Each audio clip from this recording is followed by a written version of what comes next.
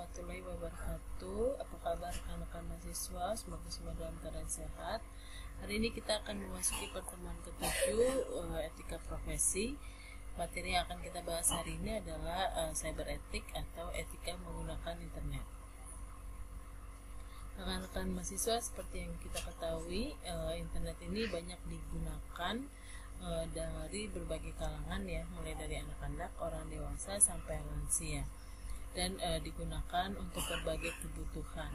Nah, internet ini terdiri dari dua kata, ya, interconnected network. Ini adalah sebuah sistem komunikasi global yang menghubungkan komputer-komputer dan jaringan-jaringan komputer di seluruh dunia. Jadi internet merupakan suatu jaringan yang menghubungkan komputer di seluruh dunia tanpa dibatasi oleh jumlah unit, menjadi satu jaringan yang bisa saling mengakses dan dapat berkomunikasi secara langsung.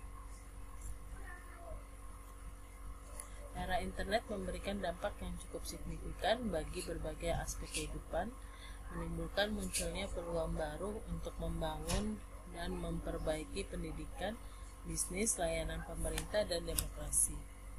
Ada beberapa hal yang menyebabkan pesatnya perkembangan era internet hingga memiliki dampak yang sangat luas atas pemakaiannya dalam bidang tersebut. Ada dampak positifnya, yaitu internet sebagai media komunikasi merupakan fungsi internet yang paling banyak digunakan, di mana setiap pengguna internet dapat berkomunikasi dengan pengguna lainnya dari berbagai penjuru dunia. Media pertukaran data dengan menggunakan email, newsgroup, FTP, dan www atau jaringan-jaringan situs-situs web. Para pengguna internet di seluruh dunia dapat saling bertukar informasi dengan cepat dan murah. Media untuk mencari informasi atau data perkembangan internet yang pesat menjadikan www sebagai salah satu sumber informasi yang penting dan akurat. Dampak positif lainnya itu kemudahan mencari informasi, memperoleh informasi yang ada di internet, kemudian bisa digunakan sebagai lahan informasi untuk bidang penelitian, pendidikan, kebudayaan, dan lain sebagainya. Dampak positif lainnya, kita dapat mudah bertransaksi dan berbisnis dalam bidang perdagangan sehingga tidak perlu lagi menuju ke tempat penawaran atau penjualan. Namun ada beberapa dampak negatif, diantaranya adalah pornografi. Anggapan yang mengatakan bahwa internet identik dengan pornografi memang tidak salah. Dengan kemampuan penyampaian informasi yang dimiliki internet, pornografi pun merajalela. Penipuan hal ini memang merajalela di bidang manapun. Internet pun tidak luput dari serangan penipu. Bisa merupakan dengan adanya internet, kecanduan itu bisa terjadi ya, menyangkut pornografi, menghabiskan uang untuk bermain game seperti itu.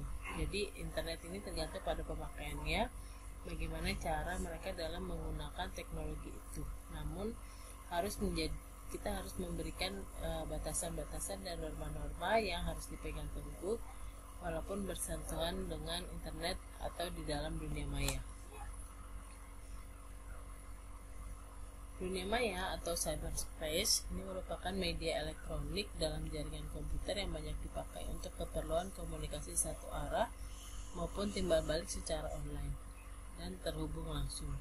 Dunia maya atau cyberspace ini merupakan integrasi dari berbagai teknologi komunikasi dan jaringan komputer seperti sensor, transducer, koneksi, transmisi, prosesor, signal controller yang dapat menghubungkan peralatan komunikasi yaitu komputer, telepon genggam, instrumentasi, elektronik, dan lain-lain yang tersebar di seluruh penjuru dunia secara interaktif yang termediasi oleh internet. Jadi dunia maya ini merupakan suatu ekosistem bioelektronik di semua tempat yang memiliki telepon, kabel koaksial, fiber optik atau elektromagnetic wave atau gelombang elektromagnetik, merupakan refleksi dari bentuk komunikasi virtual. Kemudian ada beberapa aturan di dunia maya Di dunia maya kita dapat melakukan beberapa kegiatan yang mirip dengan kegiatan di dunia nyata. Kita dapat melakukan perniagaan atau commerce atau sekedar untuk sosialisasi. Dunia maya memiliki aturan yang didefinisikan secara bersama. Aturan ini ada yang sama dan ada yang berbeda dengan aturan yang ada di dunia nyata, dikarenakan hukum-hukum ilmiah seperti fisika tidak berlaku di dunia maya. Diperlukan aturan lain, sopan santun, dan etika berbicara, menulis, bahkan kadang-kadang disertai dengan implementasi yang berbeda yang harus didefinisikan bersama, yaitu masalah security atau keamanan. Aturan di dunia virtual internet ini dapat dibuat. Pada intinya, pengaturan dapat dilakukan dengan mendesain arsitektur kode yang dapat diatur. Pengamanan di dunia virtual dapat menggunakan teknologi kriptografi untuk mengamankan sistem, namun pengamanan secara teknis ini sifatnya hanya mempersulit orang jahat. Kunci dapat dirusak, enkripsi dapat dipecahkan, keamanan secara teknis harus disertai dengan social pressure.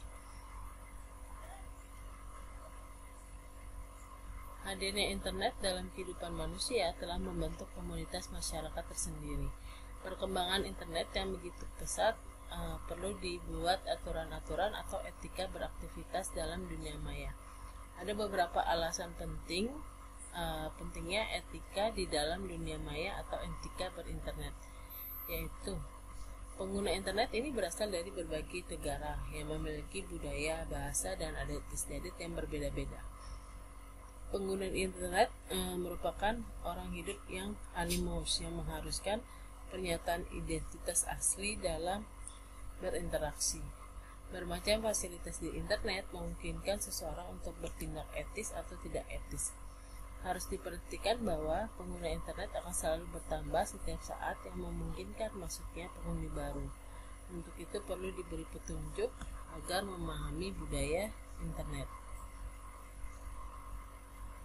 Netiquette ini adalah etika dalam berkomunikasi menggunakan internet. Netiquette atau netiquette ini adalah gabungan dari kata network dan etiquette. Istilah ini digunakan untuk menyebut tata cara pergaulan atau etiket di internet atau etika komunikasi di internet. Sederhananya, saat berkomunikasi di internet kita perlu memiliki etika. Nah, netiquette ini berlaku pada one-to-one communication, di mana kondisi komunikasi terjadi antar individu atau face to face dalam sebuah dialog. Contohnya adalah private chat di WA, Telegram, Line, atau direct message seperti itu. Kemudian ada one to many communication. Jadi satu orang bisa berkomunikasi ke beberapa orang sekaligus. Contohnya adalah grup WA, grup Telegram, grup FB, mailing list, net news, dan lain sebagainya. Atau berlaku pada information service, contohnya Grouper, Waze, www, multi-user dimension with object oriented. Seperti halnya etika dalam kehidupan bermasyarakat, sanksi yang diperoleh terhadap suatu pelanggaran adalah sanksi sosial. Sanksi sosial tersebut bisa saja berupa teguran atau bahkan dikucilkan dari kehidupan bermasyarakat. Lain halnya jika pelanggaran etika tersebut berkembang menjadi pelanggaran hukum, maka perangkat-perangkat hukumlah yang akan berbicara tentang sanksi yang diperlukan. Demikian juga pelanggaran etika berinternet. Sanksi yang akan diterima jika melanggar etika atau norma-norma yang berlaku ini akan dikucilkan dari kehidupan komunitas berinternet. Bisa saja seseorang dikeluarkan dari keanggotaan mailing list jika ternyata anggota tersebut terlalu sering melanggar etiket yang telah ditetapkan oleh grup. Berikut ini beberapa contoh pelanggaran cyberetik, yaitu cybercrime. Seiring dengan perkembangan zaman, banyak cara yang dilakukan dalam kehidupan dunia maya atau cybercrime. Cybercrime sendiri adalah tindak kriminal yang dilakukan dengan menggunakan teknologi komputer sebagai alat kejahatan utama. Cybercrime merupakan kejahatan yang memanfaatkan perkembangan teknologi komputer, khususnya internet. Penipuan. Kejahatan yang sekarang sedang marak di dunia maya adalah penipuan. Penipuan dalam bentuk transaksi jual beli barang dan jasa. Modus operandi penipu online ini pun dilakukan dengan berbagai cara. Ada yang menjual melalui list, melalui forum, melalui iklan, text ad. Dengan mengaku berada di kota yang berbeda dengan calon maksanya, mereka memancing kelemahan dari para calon pembeli yang tidak sadar mereka sudah terjebak. Kemudian ada spyware, sesuai dengan namanya. Spy berarti mata-mata, dan ware berarti program. Jadi spyware ini termasuk dalam kategori malicious software, sengaja dibuat agar bisa memata-matai komputer yang digunakan. Tentu saja sesuai dengan karakter dan sifat mata-mata, dilakukan tanpa melaporkan aktivitas yang terjadi pada PC tersebut pihak ketiga atau si pembuat spyware. Netiquette atau netiquette adalah etika dalam berkomunikasi menggunakan internet yang telah ditetapkan oleh IETF atau The Internet Engineering Task Force. IEFT adalah sebuah komunitas masyarakat internasional yang terdiri dari perancang jaringan, operator, penjual, dan peneliti yang terkait dengan evolusi arsitektur dan pengoperasian internet. Salah satu contoh etika yang telah ditetapkan oleh IETF adalah netiquette one-to-one communication. Yang dimaksud dengan one-to-one communication adalah kondisi di mana komunikasi terjadi antar individu atau face-to-face. Contohnya adalah komunikasi via elektronik mail. Di bawah ini adalah beberapa hal tentang netiquette pada komunikasi dengan menggunakan email. Salah satunya adalah jangan terlalu banyak mengutip ketika ingin member tanggapan terhadap posting seseorang dalam satu forum, maka sebaiknya kutiplah bagian yang terpenting saja yang merupakan inti dari hal yang diinginkan untuk ditanggapi, dan buang bagian yang tidak perlu.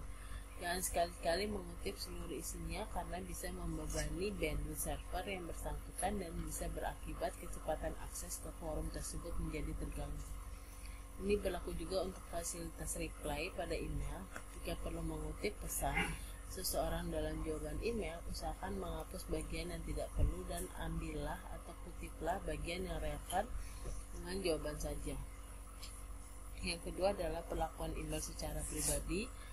Jika seseorang mengirim informasi atau gagasan secara pribadi atau private message, maka tidak sepatutnya mengirim atau menjawab kembali ke dalam forum umum, kelompok grup, atau milis. Hati-hati dalam menggunakan huruf kapital, seperti halnya membaca surat kabar atau surat. Membaca pesan email yang menggunakan huruf kapital yang berlebihan akan tidak nyaman dilihat, karena penggunaan karakter huruf bisa dianukan dengan suasana hati penulis. Huruf kapital mencerminkan penulis yang sedang emosi, marah, atau berteriak.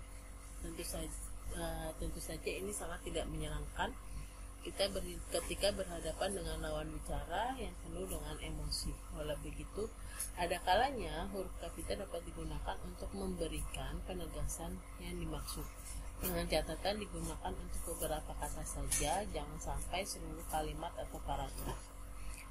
Yang keempat, jangan membicarakan orang lain atau pihak lain, apalagi kejelekannya. Berhati-hatilah terhadap apa yang Anda tulis. Email memiliki fasilitas bernama forward yang mengizinkan si penerima untuk meneruskan forward ke orang lain. Jangan menggunakan CC. Ketika mengirim email ke sejumlah orang, jangan cantumkan nama-nama pada kolom CC atau carbon copy. Jika akan melakukan tersebut, ini bisa disebut cross posting. Semua orang yang menerima email orang lain, umumnya orang tidak suka bila alamat emailnya dibeberkan di depan umum. Gunakanlah selalu BCC atau blind carbon copy. Dengan cara ini, setiap orang hanya bisa melihat alamat emailnya sendiri. Jangan menggunakan format HTML. Jika kita ingin mengirim sebuah pesan ke teman, jangan menggunakan format HTML tanpa meyakini bahwa program email teman kita bisa membaca kode HTML. Jika tidak, pesan Anda sama sekali tidak terbaca atau kosong. Sebaiknya gunakan format plain text. Jawablah secara masuk akal setiap pesan email. Jangan menjawab 2-3 pertanyaan dalam satu jawaban. Apalagi saat menjawab pesan email yang sangat panjang, kita hanya perlu menggunakan kata yang singkat. Jujur dalam mencantumkan sumber atau penulis. Jangan sekali-kali mengakui tulisan orang lain sebagai hasil karya pribadi Anda. Walaupun tulisan itu telah Anda revisi sedemikian rupa, namun mau tidak mau kita beradaptasi dari milik orang lain. Oleh karena itu, kita perlu mencantumkan sumber referensi tersebut. Bila ingin mengutip dari sebuah situs, maka cantumkanlah nama atau alamat situs tersebut. Begitupun bila situs itu ternyata juga mengutip dari sumber lain yang merupakan penulis aslinya, maka harus dicantumkan kedua sumber tersebut, penulis asli dan situs tempat Anda mengutip. Netiquette pada one-to-many communication. Ini adalah satu orang bisa berkomunikasi kepada beberapa orang sekaligus. Hal ini terjadi pada mailing list dan net news. Di bawah ini adalah beberapa netiquette untuk berkomunikasi bagi pengguna atau user mailing list atau net news. Yang pertama, baca terlebih dahulu mailing list atau net news 1 atau 2 bulan dalam berdiskusi, ya, data diskusinya dilihat 1 atau 2 bulan. Kemudian sebelum memutuskan untuk melakukan posting surat untuk yang pertama kalinya kepada mailing list tersebut, hal itu akan membantu kita untuk mengerti hubungan mailing list yang akan dimasuki tersebut. Yang kedua, berhati-hatilah dengan kata-kata yang akan ditulis, karena kata-kata tersebut akan disimpan di suatu lokasi yang bisa diakses oleh orang banyak dan akan tersimpan untuk jangka waktu yang lama. Tidak boleh mengirim artikel yang berbau spoofing atau pemalsuan dan forgeries atau lelucon ketika mailing list yang memang, kecuali mailing list yang memang bernuansa humor. Jika dalam melakukan komunikasi terjadi selisih paham atau perdebatan secara pribadi dengan peserta lain, sebaiknya perdebatan tersebut dilanjutkan melalui jalur pribadi atau email to email. Jika memang poin perdebatan perlu dikonsumsi oleh peserta mailing list, berikanlah ringkasan hasil perdebatan tersebut kepada komunitas mailing list atau net news. Tidak etis dan tidak diperbolehkan mengirim email yang berbau seksual dan rasialis, mengingat bahwa anggota yang berbeda-beda pada komunitas tersebut memiliki budaya, lifestyle, dan keyakinan yang berbeda-beda.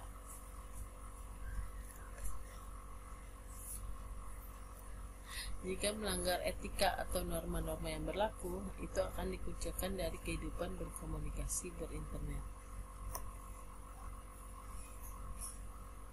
Cyberspace menghasilkan manusia yang nyaris tidak pernah berhubungan dalam bentuk tradisional seperti tatap muka langsung atau bersalaman, bahkan dapat melakukan hubungan yang sangat akrab tanpa pernah bertemu langsung. Dalam cyberspace, manusia tidak perlu lagi menunjukkan identitas diri, wajah, ukuran tubuh, tatapan, nada bicara, atau air mata. Dia cukup menghubungkan tanda-tanda itu lewat lambang-lambang yang disepakati dalam dunia nyata. Manusia melakukan interaksi semakin lama semakin tidak pribadi sifatnya. Tanggung jawab juga mulai luntur karena interaksi tidak perlu dengan kontak secara langsung. Bahkan dalam sebuah milis pun ada orang yang tidak mau menunjukkan identitasnya sama sekali dengan alasan tidak ingin merusak budaya komunikasi di dunia maya. Hal ini tragis karena mereka telah menjadi the other self dalam cyberspace. Cyberspace ini menciptakan budaya instan yang adiktif dalam kehidupan manusia. Banyak hal yang bisa kita peroleh dengan sangat mudah dalam cyberspace. Hal-hal yang dimungkinkan oleh dunia maya diantara lain adalah memecahkan persoalan materialisme dan konsumenisme. Masyarakat post-industri menciptakan budaya konsumenisme yang berbasis materialisme, bahwa kebahagiaan hidup manusia dicapai lewat dunia materi. Cyberspace menciptakan kebahagiaan hidup bukan lewat benda-benda materi, tetapi lewat benda-benda virtual. Cyberspace dapat memecahkan persoalan eksplorasi yang ditimbulkan oleh budaya materialisme dan konsumenisme, Oleh karena itu, landasan produksi cyberspace bukanlah eksplorasi sumber daya materi, melainkan eksplorasi fantasi. Mengurangi konflik sosial, ekonomi, dan politik. Perebutan terhadap space dan teritorial di dalam dunia fisik seringkali menimbulkan konflik sosial, bahkan perang. Di dalam cyberspace tidak ada perebutan teritorial dalam pengertian fisik, sehingga dampak konflik akibat perebutan ruang fisik dapat dikurangi. Mengurangi persoalan HIV, hubungan seksual lewat jaringan internet, mengurangi dampak klinis dan hubungan seksual bebas yang berbasis fisik, meskipun muncul persoalan baru psikis dan reproduksi. Cyberspace menghancurkan EUCOD dan menciptakan semacam gaya hidup artifisial dan egalitanan yang tidak dikukung oleh kepemilikan ruang, benda materi, sebab gaya yang disebut place, ruang, dan gaya hidup di dalam dunia materi tidak lagi bermakna di dalam cyberspace. Terbebas dari urban decay dan social disintegration, persoalan kemacetan, kepadatan penduduk, sampah merupakan persoalan kota besar yang dapat dikurangi bila sebagian kehidupan fisik dialihkan ke dalam kehidupan virtual. Memecahkan persoalan kebebasan dan demokrasi, cyberspace menjadi sebuah public share yang ideal yang tidak dapat ditemukan di dalam kehidupan nyata. Kita lanjut ke materi cybercrime, modus penyebab dan penanggulangannya. Kejahatan kera biru adalah setiap perilaku kriminalitas yang dilakukan oleh individu dari jenis kelas sosial yang rendah, sehingga penyimpangan sosial ini tidak memiliki klasifikasi hukum secara resmi. Oleh karena itu, dalam sosiologi kriminalitas dianggap sebagai kelompok kejahatan umum. Di sisi lainnya, perlu kita ketahui bahwa istilah atau ungkapan kera biru dalam sejarahnya diciptakan pada tahun 1920 yang merujuk pada pekerja Amerika yang melakukan pekerjaan kasar. Pekerjaan ini menggunakan pakaian berwarna gelap untuk meminimalkan munculnya noda, bahkan banyak juga pegawai seragam atau kemeja yang berwarna biru, sehingga disebut kera biru atau blue collar. Ciri kejahatan kera biru yang melekat antara lain, perilaku kejahatan dilakukan dalam berikut skala kecil. Tindakan ini hanya menguntungkan bagi individu dan sosial yang terlibat di dalamnya. Kejahatan kera biru ini juga mencakup kejahatan terkait pribadi yang dapat didasari pada faktor reaksi langsung seperti selama perkelahian atau konfrontasi sekaligus ada kesempatan. Contoh kejahatan kera biru antara lain adalah pembunuhan, kekerasan seksual, perampokan bersenjata, dan vandalisme, atau perusakan yang disengaja atau perusakan properti dengan cara yang merusak, menambahkan cacat fisik yang mengurangi nilai properti. Misalkan saja contoh perilaku menyimpang dengan menempelkan stiker bumper di mobil seseorang atau mengecat nama di pagar seseorang. Ini merupakan contoh vandalisme. Kejahatan kera biru yang lain adalah mengutil atau mencuri barang dagangan yang dijual di toko eceran. Kejahatan kera putih adalah bagian daripada kejahatan kriminal yang biasanya tanpa kekerasan dan bermotif finansial, sehingga perilaku ini kadangkala dilakukan oleh jenis kelas sosial atas yang memiliki jaringan sosial, status sosial, dan peran sosial yang baik.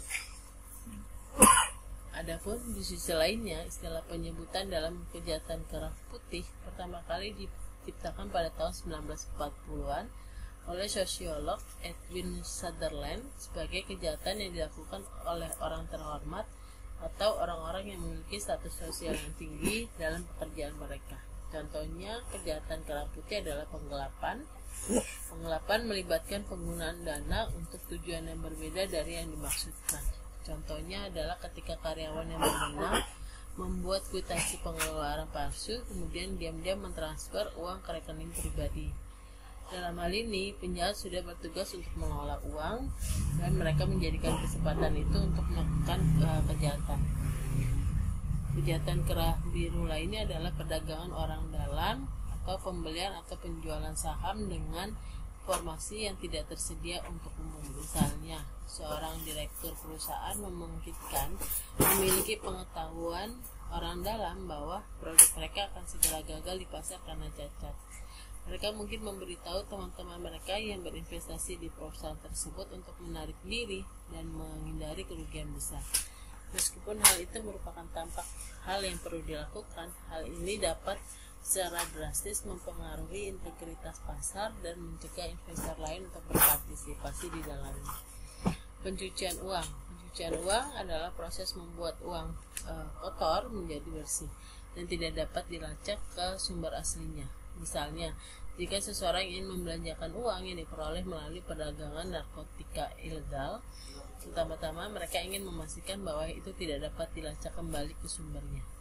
Ada banyak cara untuk mencuci uang di era digital dan banyak dilakukan diantaranya secara online, misalkan layanan pembayaran online anonim, lelang dan penjualan online, situs game virtual, investasi real estate, dan mata uang kripto adalah semua cara yang digunakan penjahat kerah putih untuk lolos dari pencucian uang. Pemalsuan informasi keuangan. Mayoritas kasus penipuan perusahaan melibatkan skema akuntansi yang disusun untuk menipu investor, auditor, dan analis tentang kondisi keuangan yang sebenarnya dari suatu perusahaan atau badan usaha. Kasus-kasus seperti ini biasanya melibatkan manipulasi data keuangan, harga saham, atau pengukuran penilaian lainnya untuk membuat kinerja keuangan bisnis tampak lebih baik daripada yang sebenarnya. Misalnya, Credit Suisse mengaku bersalah pada tahun 2014 karena membantu Amerika menghindari pembayaran pajak dengan menyembunyikan pendapatan dari Internal Revenue Service. Kejahatan kerah putih lainnya adalah spionase, adalah proses sosial dan interaksi sosial yang dilakukan guna memperoleh informasi, rahasia militer, politik, komersil, atau lainnya melalui mata-mata, agen rahasia, atau perangkat pemantauan ilegal. Cybercrime merupakan bentuk-bentuk kejahatan yang ditimbulkan karena pemanfaatan teknologi internet. Dapat didefinisikan sebagai perbuatan untuk melanggar hukum yang dilakukan dengan menggunakan internet yang berbasis pada kecepatan teknologi komputer dan telekomunikasi. Karakteristiknya, cybercrime sendiri sebagai kejahatan yang muncul sebagai akibat adanya komunitas dalam dunia maya di dunia internet memiliki karakteristik sendiri yang berbeda dengan kedua model di atas. Karakteristik unik dari kejahatan di dunia maya ini menyangkut 5 hal. Di antaranya adalah ruang lingkup kejahatan. Sesuai sifat global internet, ruang lingkup kejahatan ini juga bersifat global. Cybercrime seringkali dilakukan secara transnasional, melintasi batas negara, sehingga sulit dipastikan yuridifikasi hukum negara yang berlaku terhadap pelaku. Karakteristik internet di mana orang dapat berlalu lalang tanpa identitas atau anonymous memungkinkan terjadinya berbagai aktivitas jahat yang tak tersentuh hukum.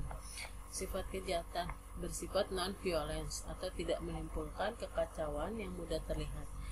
Jika kejahatan konvensional seringkali menimbulkan kekacauan, maka kejahatan di internet bersifat sebaliknya. Pelaku kejahatan bersifat lebih universal meskipun memiliki ciri khusus, yaitu kejahatan dilakukan oleh orang-orang yang menguasai penggunaan internet beserta aplikasinya. Pelaku kejahatan tersebut tidak terbatas pada usia dan stereotip tertentu. Mereka yang sempat tertangkap remaja, bahkan beberapa di antaranya masih anak-anak. Modus kejahatan. Keunikan kejahatan ini adalah penggunaan teknologi informasi dan modus operandi. Itulah sebabnya mengapa modus operandi di dalam dunia cyber sulit dimengerti oleh orang-orang yang tidak menguasai pengetahuan tentang komputer, teknik-pemrograman, dan seluk-beluk dunia cyber. Jenis kerugian yang ditimbulkan dapat bersifat material maupun non-material, seperti waktu, nilai jasa, uang, barang, harga diri, martabat, bahkan kerahasiaan informasi. Berdasarkan jenis aktivitasnya, cybercrime ini dapat dibedakan menjadi unauthorized access. Terjadi ketika seseorang memasuki atau menyusup ke dalam suatu sistem jaringan komputer secara tidak sah, tanpa izin atau tanpa pengetahuan dari pemilik sistem jaringan yang dimasuki. Probing dan port scanning merupakan contoh dari kejahatan ini.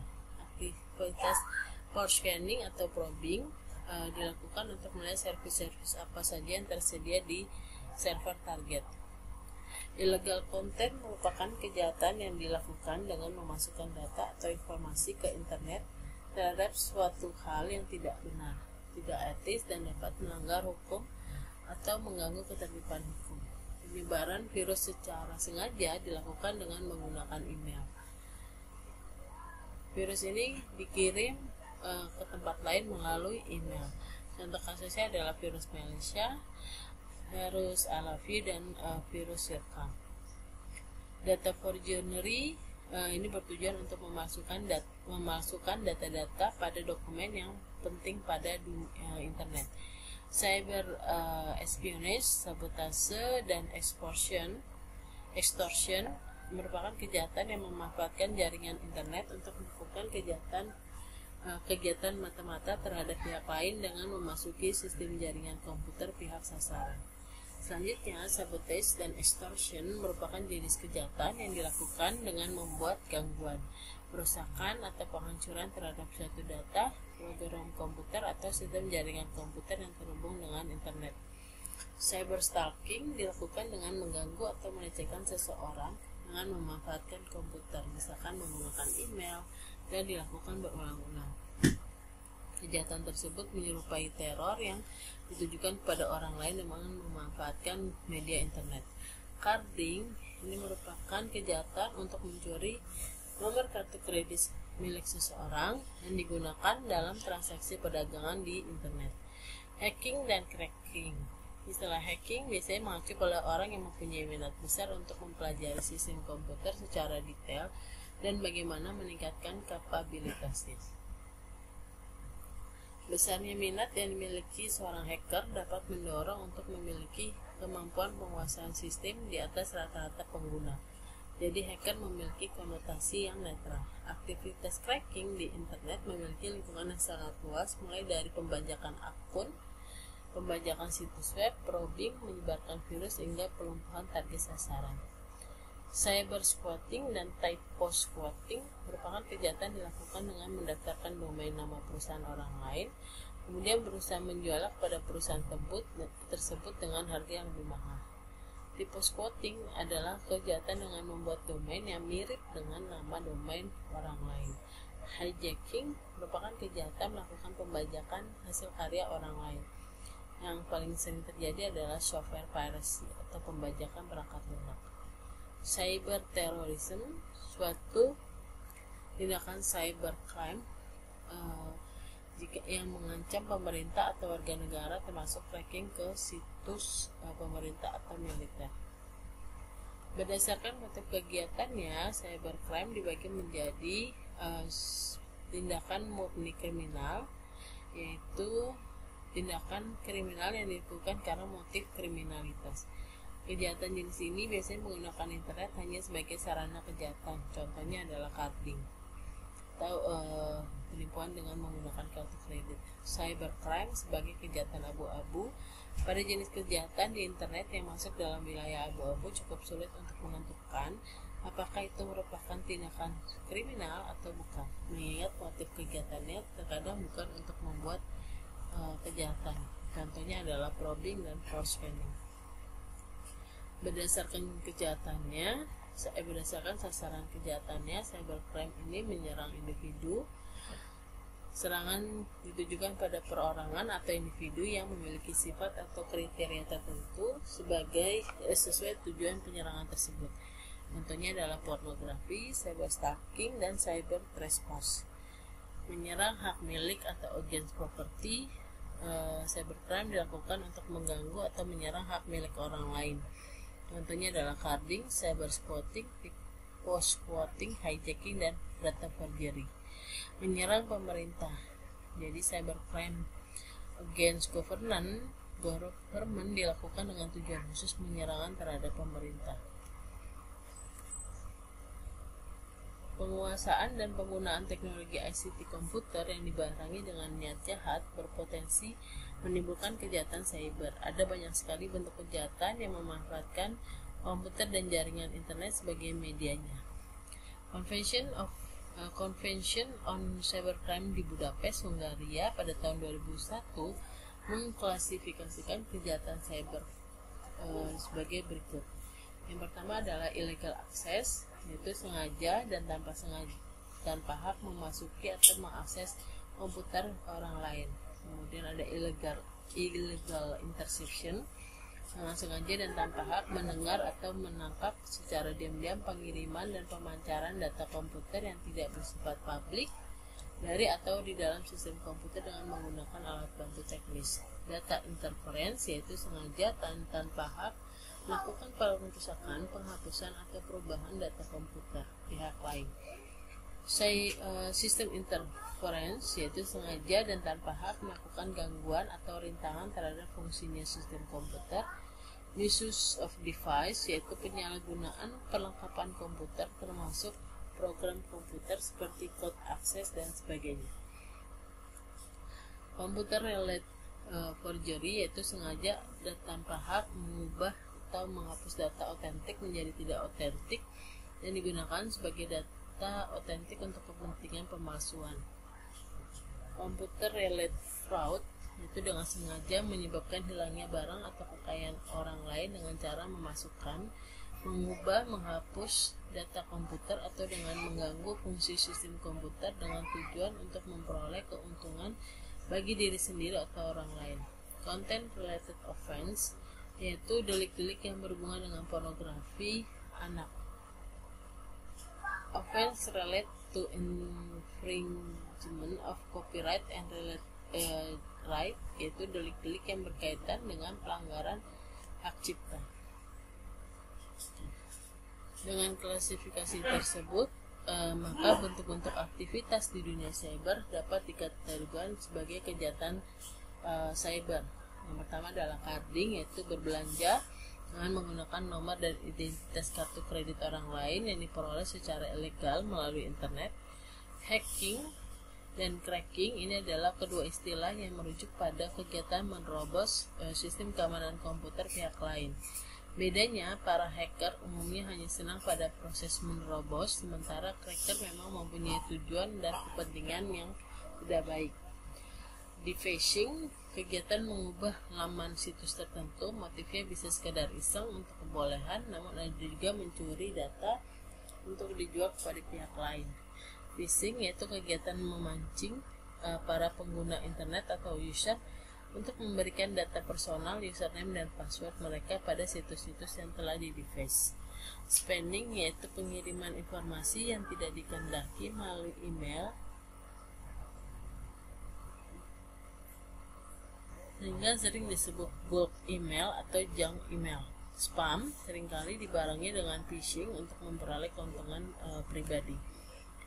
Malware, yaitu kejahatan program komputer yang dibuat untuk merusak software atau perangkat lunak atau operating system, sistem operasi. Jenisnya beragam seperti virus, worm, browser hijacker.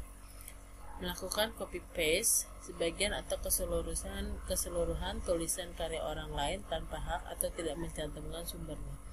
Ini merupakan pelanggaran terhadap hak atas kekayaan intelektual atau haki. Mengenai hal ini, pemerintah Republik Indonesia telah memperbarui Undang-Undang Hak Cipta yang lama, yaitu UHC nomor 6 tahun 1982 dan UHC nomor 12 tahun 1997 dengan UHC nomor 19 tahun 2002 untuk melindungi hasil karya seseorang dan menegakkan etika dalam penggunaan komputer dan internet. Faktor-faktor yang mempengaruhi terjadinya cybercrime antara lain adalah faktor politik, faktor ekonomi, faktor sosial budaya. Ada beberapa aspek untuk faktor sosial budaya, antara lain adalah kemajuan teknologi informasi, sumber daya manusia yang dimiliki, serta komoditas baru. Dampak cybercrime terhadap keamanan negara antara lain kurangnya kepercayaan dunia terhadap Indonesia, berpotensi menghancurkan negara. Dampak cybercrime terhadap keamanan dalam negeri, kerawanan sosial dan politik yang ditimbulkan dari cybercrime antara lain isu-isu yang meresahkan, memanipulasi simbol-simbol kenegaraan dan partai politik dengan tujuan untuk mengacaukan keadaan agar tercipta suasana yang tidak kondusif. Munculnya pengaruh negatif dari maraknya situs-situs porno yang dapat diakses bebas tanpa batas yang dapat merusak moral bangsa. Untuk menuju Undang-Undang Cyber Republik Indonesia, ada beberapa strategi untuk penanggulangan cybercrime, yaitu strategi jangka pendek, penegakan hukum pidana, mengoptimalkan undang-undang khusus lainnya, rekrutmen aparat penegak hukum. Untuk strategi jangka panjangnya adalah dengan mengadakan cyber police, kemudian kerjasama internasional. Strategi jangka panjangnya membuat undang-undang cybercrime dan membuat perjanjian bilateral. Sekian materi hari ini. Terima kasih atas perhatiannya. Wassalamualaikum warahmatullahi wabarakatuh. Sampai jumpa.